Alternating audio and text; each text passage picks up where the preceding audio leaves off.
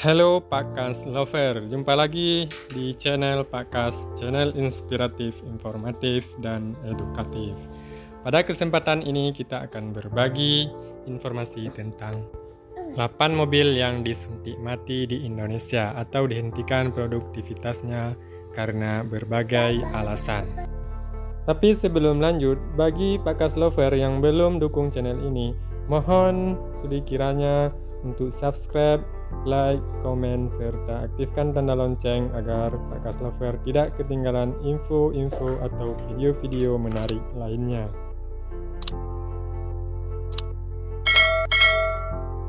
Mobil yang disuntik mati di Indonesia nomor 8 adalah Toyota Etios Falco.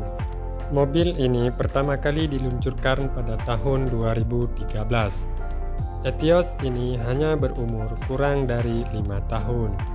Pada tahun 2017, Toyota resmi menghentikan produksi mobil Etios Falco.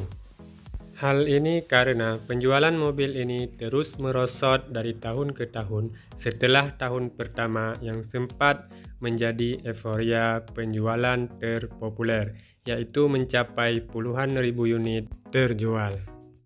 Adapun alasan kenapa mobil ini kurang peminatnya adalah karena tidak tersedianya varian transmisi otomatis yang menjadi tren baru untuk mobil kota saat itu.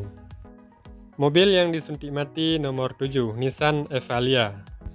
Mobil ini diproduksi pada tahun 2012, juga menjadi mobil yang banyak diminati oleh keluarga Indonesia karena kabinnya yang lega. Namun, karena grafik penjualannya yang terus menurun dari tahun ke tahun, serta strategi perusahaan, akhirnya pada tahun 2017, mobil ini resmi disuntik mati atau dihentikan produksinya. Selanjutnya, mobil yang disuntik mati nomor 6 ada Nissan March. Mobil ini lahir pada tahun 2010 saat tren mobil dengan 1200 cc sedang meningkat. Walaupun usianya sampai 8 tahun dan sempat memproduksi dengan jenis 1500 cc, namun pada akhirnya tahun 2018 mobil ini harus pamit dari pasar Indonesia karena alasan kalah saing dengan mobil-mobil lain yang sekelas. Berikutnya, mobil yang disuntik mati kelima ada Mitsubishi Delica. Mobil MPV bongsor ini meluncur pada tahun 2014 dari hasil impor dari negeri Jepang.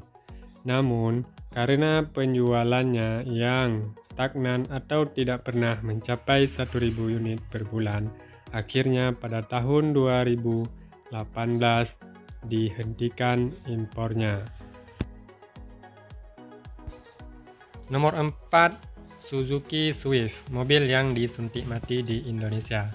Suzuki Swift masuk pasar Indonesia pada tahun 2007. Pada awalnya mobil ini mendapat respon yang cukup positif dari pasar Indonesia. Namun sayangnya pada akhir-akhirnya mobil ini tidak mampu mempertahankan penjualannya hingga pada akhirnya tahun 2016 mobil ini resmi di stop di pasar Indonesia. Nomor 3, Suzuki Splash.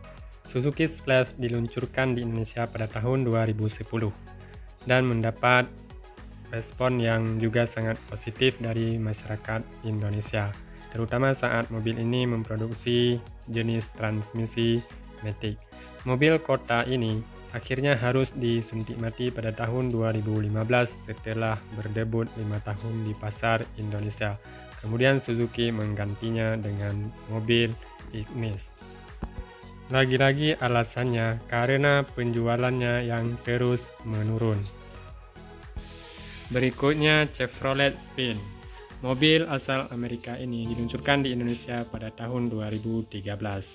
Karena pabrikan otomotif asal Amerika ini kurang bisa membaca selera pasar Indonesia, akhirnya setelah bertahan 2 tahun, mobil ini harus disuntik mati karena penjualannya yang terus menurun.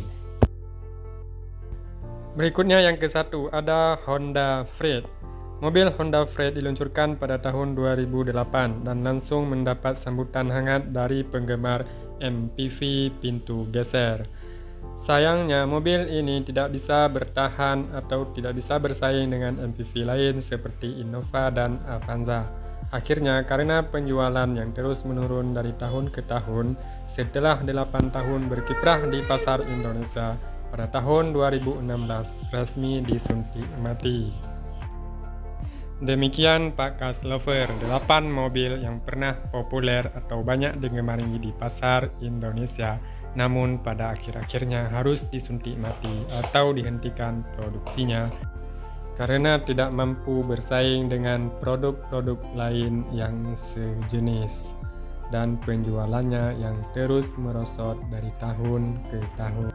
Nah, apakah Podcast Lover menjadi salah satu pemilik mobil-mobil tersebut? Maka simpanlah baik-baik. Biasanya mobil yang disuntik mati, produk secondnya akan banyak diburu oleh penggunanya. Demikian video kali ini. Terima kasih telah menonton. Jangan lupa like, comment, subscribe, dan di-share ke teman-teman yang lain. Semoga bermanfaat. Sampai jumpa pada video berikutnya.